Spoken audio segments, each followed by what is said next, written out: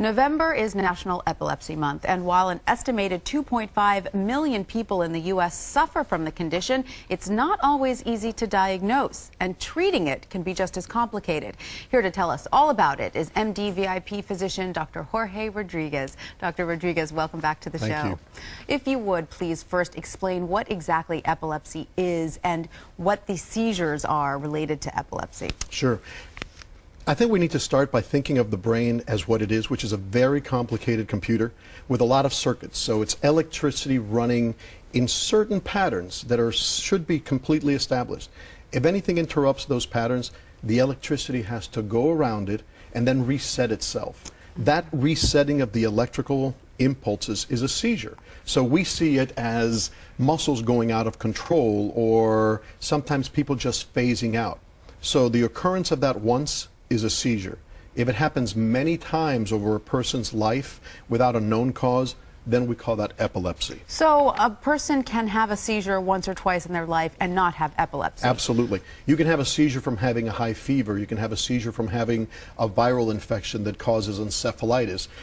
You can have a seizure from drinking too much during the holidays, or from hitting your head. A one-time deal is a seizure. So then epilepsy is a condition in which seizures recur frequently because the wiring is... Correct, because the wiring has somehow become incorrect. And unfortunately, for many people, the majority of the people that have epilepsies, we can't find the cause of that. You have to remember that this could be just one small microscopic scar in the brain. An MRI is not going to find that. So right now, we don't have the technology to find all seizures, so the majority of people go undiagnosed. So then once it is diagnosed, though, does that mean it is a lifetime of trying to control it? You know what? Unfortunately now, most people, at least 50% of the people have lifetime that have epilepsy, have it for the rest of their lives. It can be controlled with medications and sometimes even with surgery in the minority of the occurrences, but it's usually decreasing the frequency of the seizures with medication. And you have a personal connection to epilepsy. Your own nephew was diagnosed with it. And this is what really has caused this to become a cause for me. I have a beautiful, brilliant little nephew who's 11 now. And at 8 years old, he had one large seizure. And we thought and we hoped that that was it. But during the course of the next few days, he actually started having what are very rare called absence seizures. And what the name implies, of course, it's French, so it's hoity-toity, but it's absence. And just like what I did, he'll just look at you and he'll phase out, and then he'll try to remember what it was. And he can have over 40 of these a day.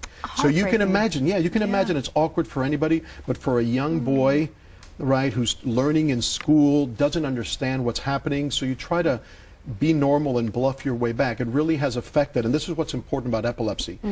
It affects not just your health, it affects your life, your schooling, your future ability, for example, in his case, to play sports, to drive. So this can be a big issue. And unfortunately, I am a doctor, but I didn't know what was happening to him. I thought that he was just misbehaving. So for a lot of kids, this could be misdiagnosed as just having personality problems, just being a bad kid. So, doctor, you're going to give us some tips on what to look out for, but is there an age range in which epilepsy normally begins to develop? Sure, you usually start seeing epilepsy in young years. The majority of them have them. The majority happen under 2 years of age, but usually, like in my nephew's age, usually before puberty. Okay. Or when someone is older, after 65. Okay, so what are the signs then, since they are so subtle and hard to detect, what are the signs parents should look out for? The main thing is obviously a large seizure. That's obvious. Anybody will get that. But if your child, if you notice a change in their personality, it could be many things, but one of them could be these small type of epileptic seizures happening. So if your child is a good kid, or becomes more withdrawn or more hyperactive, sure, it could be ADD, it could be many things, but they need to go see a neurologist. And you need to have a doctor, for example. That's one thing that we pride ourselves in MDVIP. We have the time to sit down and talk to the parent and the patient. Are many epileptic kids misdiagnosed as having ADD? Absolutely, as having ADD, or just being kids that are misbehaving in school. I mean, you can understand it. Like in my nephew's case, he tries to not make it obvious that he just blacked out. So, you know, sometimes you make jokes about it as a kid, you know, to sort of just deflect the attention away. Absolutely. And you have some very important advice for parents if their child is going through a seizure, how to respond. Absolutely. Thank you for bringing that up. Our basic instinct when someone has a seizure is to try to protect them. So when someone is having a full-on grand mal seizure, which is where they're shaking, first thing to do, old wives' tale, by the way, people are not going to swallow their tongues, all right? But what you want to do is get a hard object, a spoon or something, in their mouth so that they don't bite their tongue. The second thing is put a pillow under their head so that they don't bang their head and create more trauma. And the last thing, for God's sake, don't try to hold them down.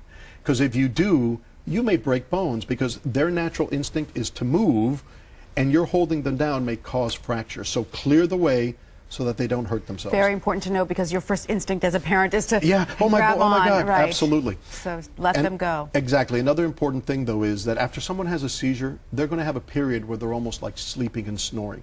However, if they continue to convulse for more than 3 to 5 minutes, that's an emergency, and 911 should be called. All right. Because that's when you can cause some brain death and some problems. So make sure if that seizure lasts longer than 3 minutes. Yeah, you need to have somebody. They need Valium or some sedative to stop the seizure. All right, Dr. Jorge Rodriguez, thank you so much. Oh, thank you for bringing this up. And I just want to say something. People should really just access epilepsyfoundation.org. Very important, and because yes. their local chapters, for my nephew, the Miami chapter was amazing. So these people are doing such great work. For more information, you can definitely go there. Thank you Absolutely. so much, Thank Dr. Jorge Rodriguez. And for more health and wellness information, check out the health page at abcnews.com. We'll be right back.